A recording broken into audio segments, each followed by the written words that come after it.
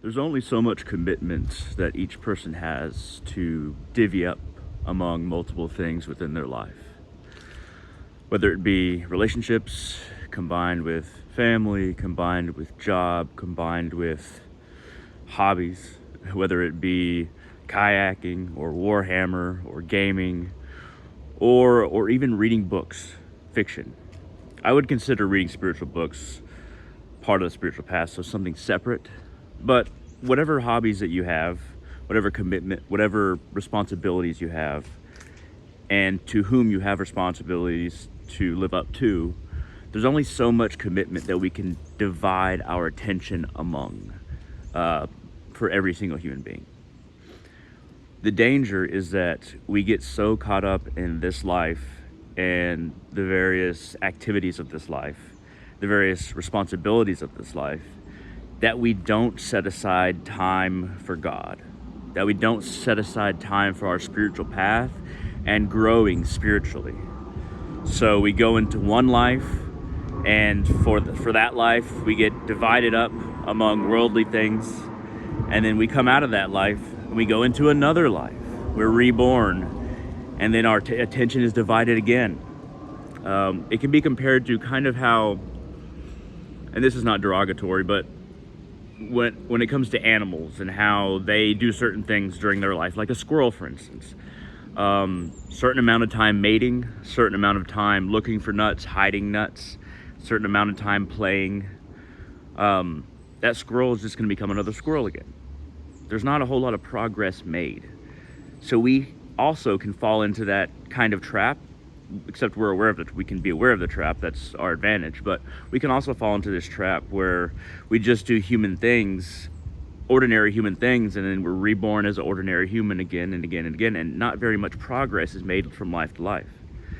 That's why it is vital to have a section, maybe it's just 2% of your life, devoted to a spiritual path, devoted to God, devoted to realization of the self, whether that be a combination of study, meditation, prayer, puja, ritual, or any other thing that you would tie into your spiritual path, your spiritual life.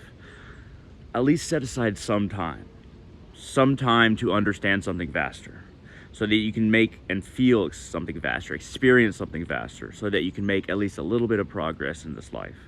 It just has to be a little bit at a time to make progress between multiple lifetimes. So we can divide it up among, during our day, during our week, during our month. How much time are we going to set aside to study, to meditate, to pray, or to do whatever your spiritual path would require, or you choose to follow along in your spiritual path? It's not so much a danger of that those of us who start spiritual paths will fall off of. It's a danger that we won't truly comprehend or visualize the scope of our spiritual journey, or view it as a continuous progression, that we won't experience spiritual things all the time, and they might be extremely rare. Most people might not have a truly supernatural spiritual experience. So it's hard to see how we're making progress or to get anything back from this life for most of it. I mean, eventually with meditation, you're going to see improvements. You're going to enjoy it eventually. You're going to be able to progress and see your progression. But it takes time. All of these things take time. Everything that we spend our commitment points on, it takes time and effort. But you don't have to be everything at once. And it's a long journey. And it's okay to take it bit by bit. Don't think that you aren't making progress as long as you're trying, as long as you're putting some of your commitment aside for God and your spiritual path. And there is a difference between an organized religious path and a spiritual path. Organized religion is mostly about social function and you having intermediaries between you and God. I think it was Carl Jung that said, organized religion was created to keep people from having a direct experience of God. A spiritual path should be working towards direct experience in some way, not just after you die, not just in another life, but to direct experience of God here and now, and or at least eventually. Don't expect it at the beginning. And in today's day and age, we're getting those little endorphin spikes from getting likes on Facebook, getting views on a video, or getting all these compliments from people online for various reasons. So it's another way that instant gratification is kind of reinforced, and we learn to expect it, instant gratification. Just the Upanishads. Now they're readily available in multiple translations, and there's plenty of commentaries on them, but hundreds of years ago in India, you would have to not use your sexual organs. You would have to study other scripture, work to understand God, and meditate, and do that for 1 to 4 years before you even got to learn the Upanishads from a master, from your guru.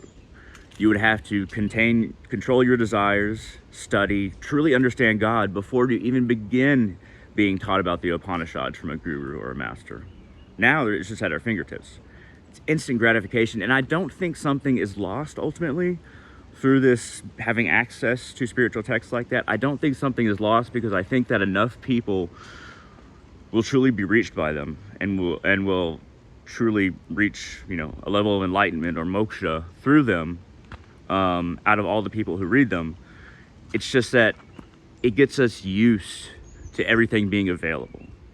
And in Buddhism, Zen Buddhism, there's this temptation to go to, once you learn one koan, once you learn one story and you meditate on it for a week, or maybe a day or a week, there's a temptation to go on to another koan, another story, and meditate on that one, and then meditate on another and another, rather than meditating on that one koan for months and months and months, or years even, like they used to, and many Zen monks still do.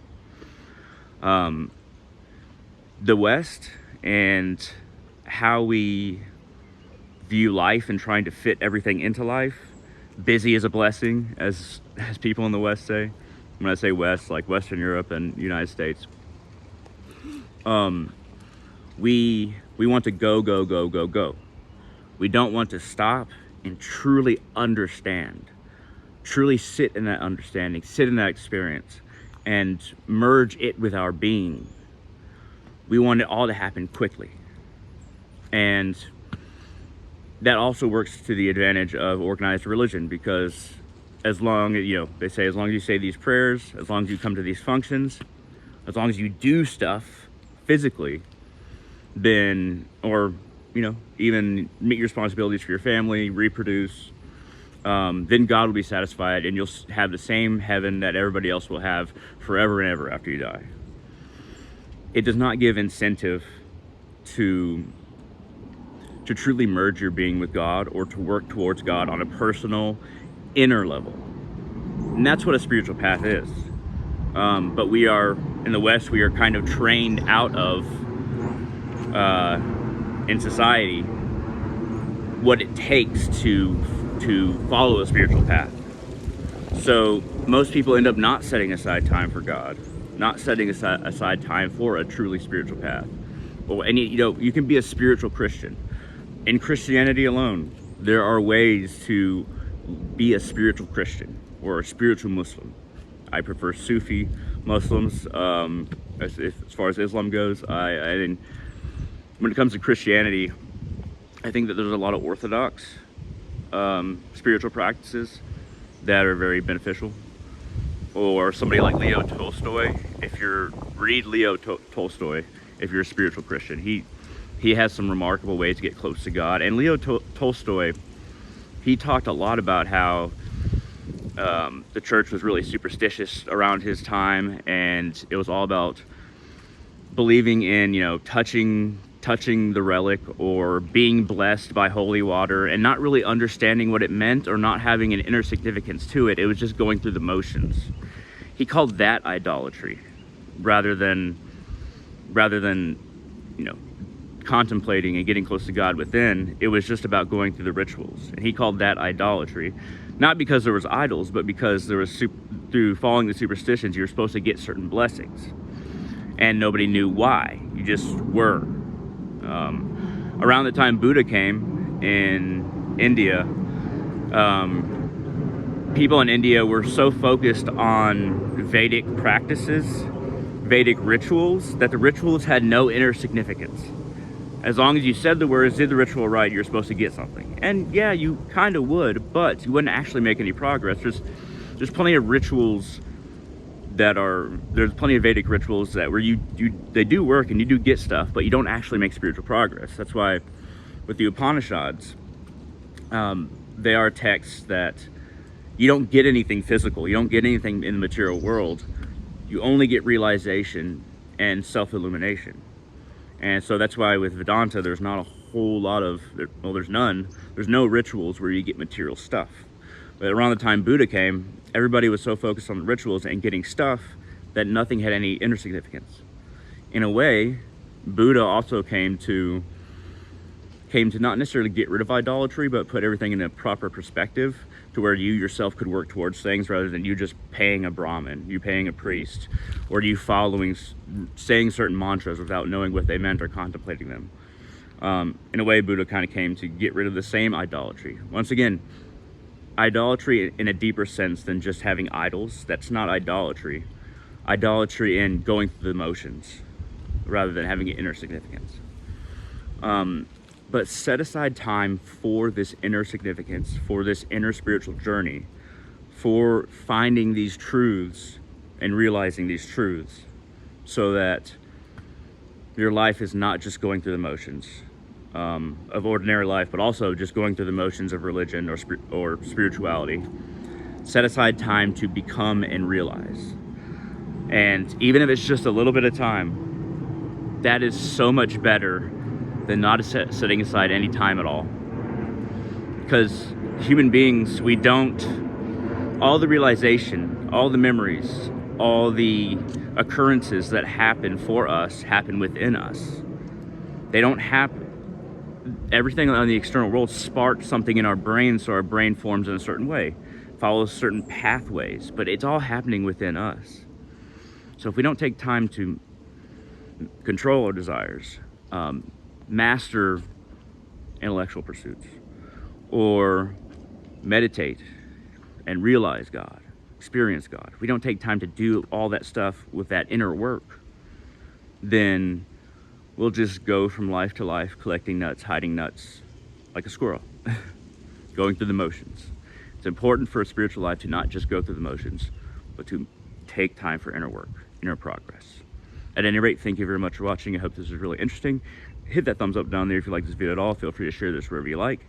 And most importantly, I hope all of you have a wonderful day.